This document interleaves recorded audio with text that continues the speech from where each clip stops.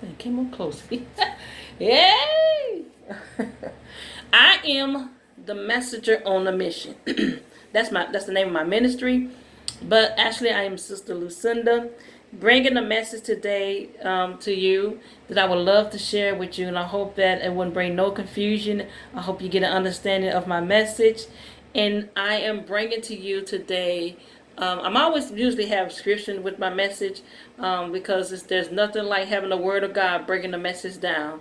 Getting more understanding of it, and so yes, I'm excited to bring this message. So the message I'm bringing to you is coming from James, the first chapter, 23rd and the 24th verse. And I am going to read that real quick. Then I'm going to go into my message. So in James, the first chapter, the 23rd and the 24th, it says, For if any be a hearer of the word and not a doer, he is like unto a man beholding his natural face in a glass. For he beholdeth himself and goeth his way, and straightways forgetting what manner of man he was. Yeah. So the title to my message is Your Past No Longer Exists. Your past no longer exists. So, why are you dwelling on something that is no longer in your life? Y'all, seriously. Why are you dwelling on something that is no longer in your life? If you're still holding on to your past, I'm here to let you know it's no longer exists. Yesterday is gone and today is a new day and you are a new you. A new you. Yeah, I'm trying to turn my little thing around. I got my little notes here. So even though God remember what we did in our past or what happened to us in our past, as it is written in the book of life, he doesn't dwell on it. So he has forgiven us or that person and put it behind us. And yes, he put it behind us because God has fixed it, and God has fixed it in our favor. God deleted that past out of our lives. He put it behind us so that we don't have to deal with that issue anymore. So the problem is that we're still holding on to what God has erased out of our lives. So what does that mean? It means that every time you grab a hold of your past, you are walking around empty-handed or void. And there is nothing to hold on to, but you're still holding on to it. For some reason, you're still holding on to your past. So you say, if that's so true, then why I still can feel the pain, and why do I still feel lonely, and why do I still feel angry, and why is it still in my memory that is there what happened to me in my past? Because you program it in your mind, and besides that, you refuse to let go of the pain, loneliness, and anger.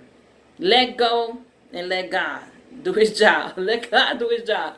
So if you look in the mirror and you see a wounded you, you're looking at the wrong mirror. Flip the mirror over to see a person who has been healed, delivered, and an overcomer. It's a new you, a new day. A new way of doing things. A new way of thinking, a new way of walking. Hey, a new way of talking. It's a new you. So I just want you to know if that devil flipped the mirror over, he flipped the mirror over at his point of view when you had turned your back on God. So if you see something in that mirror that reminds you of your pain, all you have to do is flip it right back over. Just flip it right. He flip it over you, just flip it right back over him. So you must know that when you turn your back facing your past, you have turned your back on God. And then Satan sneaks in and sets you up. So what you saw in that mirror, the devil flipped on you was all lies. It was all lies. So maybe someone hurt you in the past. Maybe you watched someone hurt you or hurt your loved ones. And maybe you watched the one you love suffer in pain or sickness. And maybe you felt void when your father or mother abandoned you. Maybe you struggling to stay alive. Through it all, you were hurt and disappointed. And the pain and disappointment that you can't seem to erase. So when there's a constantly repeated pain, especially if it lasts many years, the pain grows and spreads like an infected wound. And it started from the mind. It started from the mind. And since it started there, it has to end there. And this pain can be contagious. Now, let me explain to you how that works. Let me explain to you. So when someone who has been dealing with pain since they were a child, that person grows up with that pain, except the pain get worse when he or she feel the pain won't go away.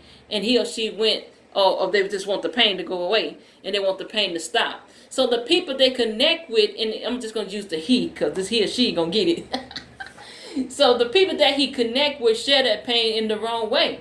So when the one that he connect with share that pain for a period of time, they too would experience that same pain. And now the ones who are infected having a hard time dealing with that pain, so they share it with others and they continue on. Contagious.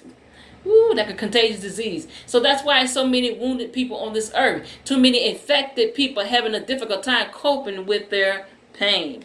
So here's a true story of a woman who was in an abusive relationship. Her mate nearly burnt her entire body and even her face. And he literally set her on fire in front of her house.